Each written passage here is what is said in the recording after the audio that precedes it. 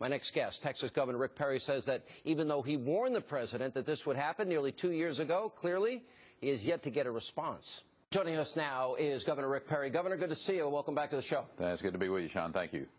All right, let's start with how bad is this? We keep seeing these pictures. People are suffering. The numbers of people coming across the border. I saw pictures from this weekend. Literally, for $100, you got on a jet ski and you got to go right into Texas. What's going on there? It is an absolute overflowing mess, is what it is. And this is something that we brought the attention of the president over 2 years ago, back in 2012, when we saw this was a major issue. We flagged this, and still waiting for a response from not just the president, but from the administration. So it is a major problem. 1,000 people a day is what we're seeing apprehended at the current rate. I mean, that is just an impossible figure to really get your hands around.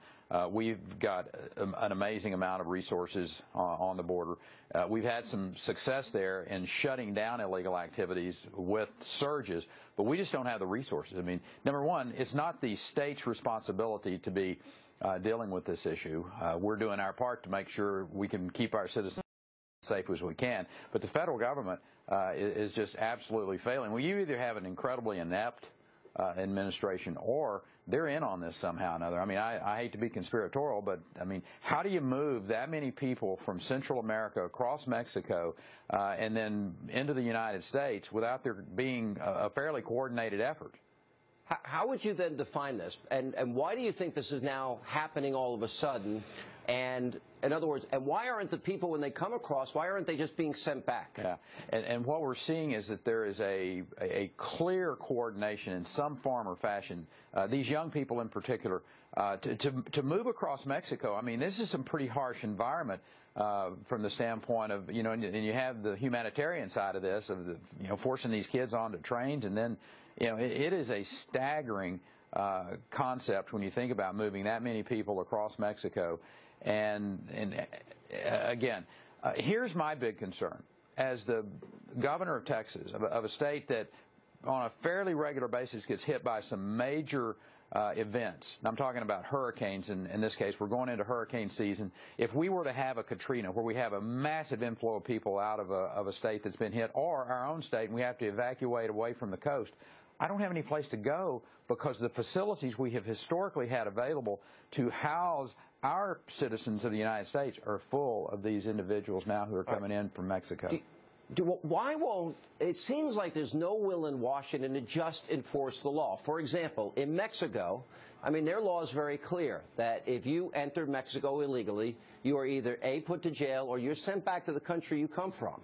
Why are we enforcing the laws in this country? Why is the administration literally putting people on airplanes and dropping them in Tucson and dropping them in Phoenix and dropping them in your home state? Well, you'll recall back a few years back they had the catch and release program. That's what it. They would apprehend people at the border, and then they would bring them inland, sometimes up to 150 miles, give them a summons to show up at the courthouse in 20 or 30 days. You know how that worked out. So, I mean, there is a clear concept, if you will, from this administration. There's clear effort to allow these individuals to come in. So the administration is not serious about border security. We have known that for a long time.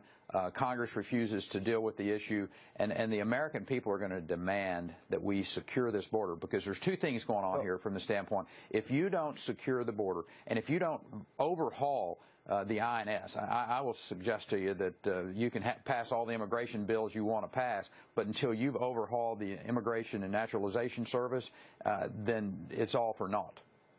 Yeah, all right. Well, first of all, that increases the cost of education. It impacts our criminal justice system. It impacts America in major ways. Now we've got some health issues along the border because of this recent influx. But if 1,000 people are crossing into Texas every single day illegally, then at what point do you say that, you're now obligated, you got to take care of them, right? Eric Holder's talking about providing lawyers to each and every person that's coming across the border every day. This is a national disaster, is what we're talking about here. And this administration refuses to address the constitutional requirements to secure our border. And again, we have put over $500 million of Texas taxpayers' money into assisting with the securitization of the border, if you will, and we get zero, or up what I consider to be zero, help from this administration when it comes to addressing one of the core responsibilities. You know, I go back to, I'm a big proponent of the 10th Amendment, that the states need to be making a lot of decisions about issues like transportation or education or health care delivery, and but the federal government has a few enumerated constitutional duties, and this administration is totally failing. What about, from looking at this through the political prism, an internal debate within the Republican Party, and that is about immigration? And those that think that for the political party to expand and to thrive, that there's got to be Hispanic outreach. Part of Hispanic outreach has got to be the issue of immigration, and that would include some manifestation of amnesty.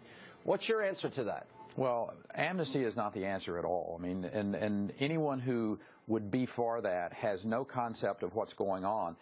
You have to secure the border. If you don't get that border secure, all of these conversations are absolutely for naught. Then I think a reworking of the agency. Why would you pass immigration reform with the same INS in place? If you don't reform the INS, then you are completely wasting your time. So there's a lot of steps before you can even have a legitimate conversation about immigration or immigration reform in this country. And I think the Hispanic voters out there, they want to live in safe communities. They want to live in a place where they get to keep more of what they work for. The policies of the Republican Party are in line with the Hispanic voter across this country from the standpoint of economics in particular.